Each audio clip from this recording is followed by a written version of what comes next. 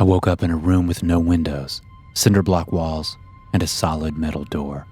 The dim light was just enough to see bloodstains on the walls. Parallel lines of dried brown blood around the door looked like fingers that had dug for escape until the flesh had given way. I could feel my breathing become more hurried as I studied this cell. My cell.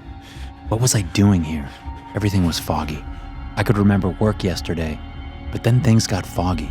Glimpses of things. A chandelier, music, dark red wine in a glass. What was I forgetting? I closed my eyes tight, hoping that would help, but nothing more came to me. I opened them again when I heard footsteps outside the cell door. There was the sound of someone typing on a keypad outside of the room. I felt frozen. There was a hissing sound from above me. I looked up and saw that there were small valves in the corners of the ceiling. Lightly colored gas was shooting out of them. "What the f*** are you doing? Hey, I know you're out there. What is this gas?" I hollered. The gas began filtering down and I could feel myself getting woozy. "Please, listen to me. Stop this. What's going on?" I screamed. If the person outside my room answered, I never heard it. The dizziness took over and I collapsed on the floor. When I woke up again, it felt like my left arm was on fire.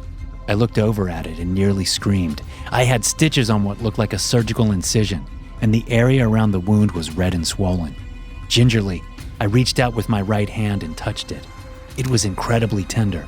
There was some scabbing over the wound.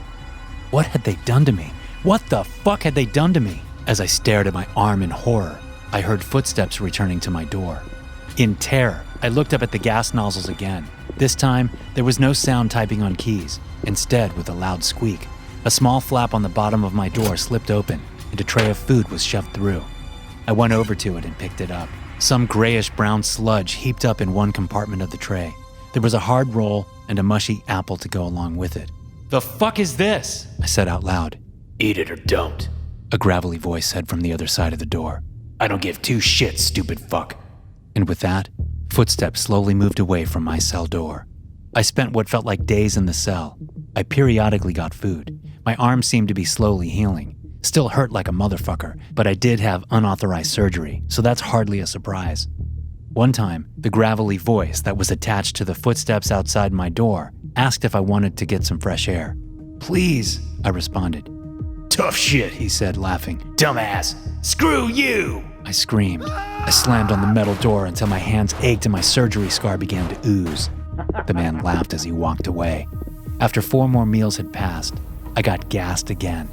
When I awoke, I was in a different room. One wall was all metal bars, with a door set into it. I started walking around to get my brain fully running again. And shortly after that, a large man with a beer belly and plenty of muscle walked up to the bars. "Showtime," he said in the same gravelly voice I had grown accustomed to hearing outside my cell door. "What do you mean?" I asked. "In about 10 minutes, you're going to leave this room and enter our little Gladiator arena. You're going to perform for our friends watching via webcam over the dark web. They've all paid a fair chunk of money to watch this. In your left arm, we placed a device that works a fair bit like a taser.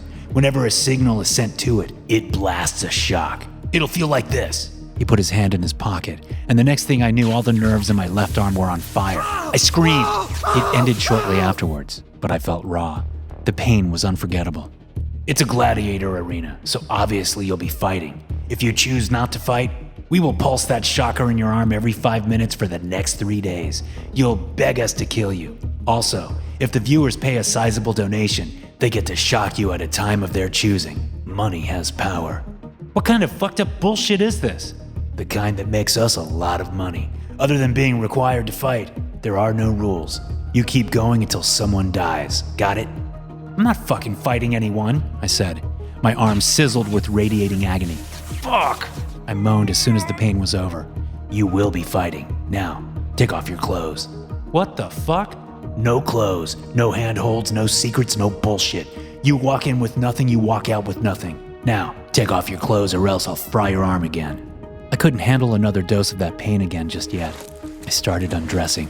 "Faster," the man growled. "You are down to 6 minutes. If you're late, I fry your arm." I hustled, taking off shoes, socks, shirt, and pants. I stood there in my underwear. "Seriously, dipshit?" I said naked. "I don't care if you're embarrassed. Take your clothes off or I'll set your arm on fire." I pulled off my underwear and stood naked in my cell. "Better," the man said. Walk to the front of the cell, turn your back to me, and bend over. What the fuck? I was interrupted by a sharp blast of agony. I walked to the edge of the cell, put my back against the bars, and hesitated. Do it now or get the pain, he said while putting on a latex glove. I bent forward.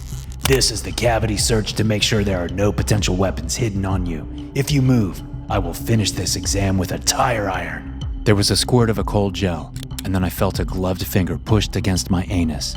Fuck, I yelped. Move and it'll be worse. I'll make sure of it. I took a deep breath and steadied myself. The finger went inside me. I could feel it moving around, poking and prodding. I felt tears beginning to leak down my face. I didn't want to show them my tears. They didn't deserve to see them, but I couldn't stop. I began to sob. Finally, I felt him leave my anus. Stand up and turn around, he said. I saw he was putting on a clean glove. Open your mouth. Bite me, and I will rip your motherfucking jaw off. Don't test me.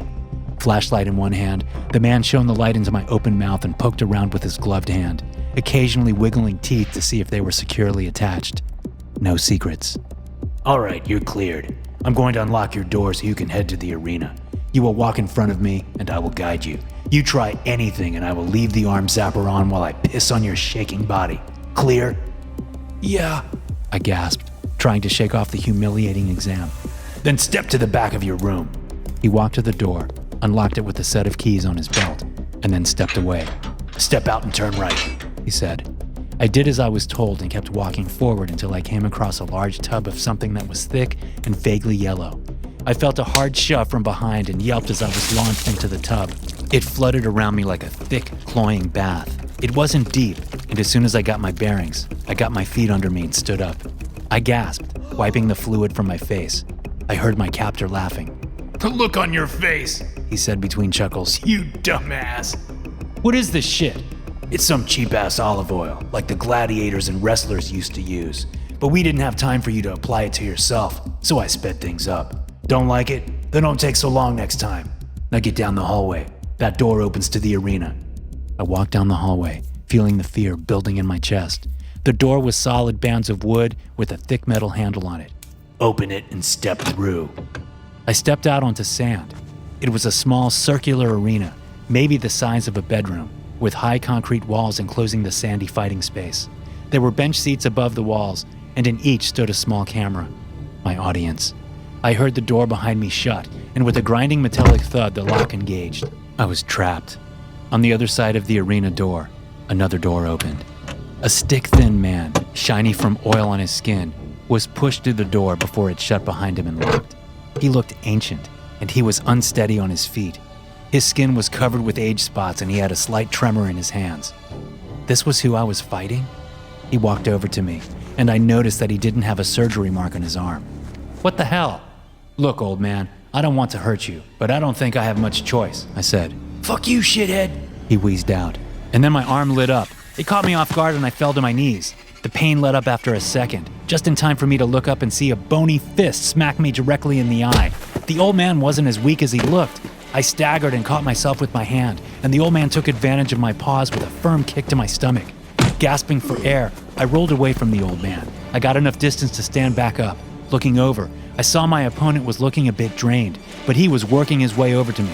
What the fuck, man? I said. I don't want to have to do this to you. Hesitation is for little pieces of shit, he said through panting breaths. Dude! Another shock, and I hit the ground this time. He stomped on my stomach. I screamed and lashed out right as the pain in my arm turned off. I swiped his leg and he hit the ground. Something cracked, and it was his turn to scream. I jumped over to him and straddled him, raining down punches until his face looked like pulp and he stopped making noise. With a final blast of pain in my arm, I fell on the ground. This time, the pain didn't stop, and I felt myself about to pass out. I heard thunks and footsteps, and my jailer stood above me. Not bad for a fuck nugget, he said. Free me. I gasped through the pain, and then I passed out. I woke up in my cell. There was a steak sitting on a plate next to me with a note. Eat up. Round 2 is soon. All I could do was scream.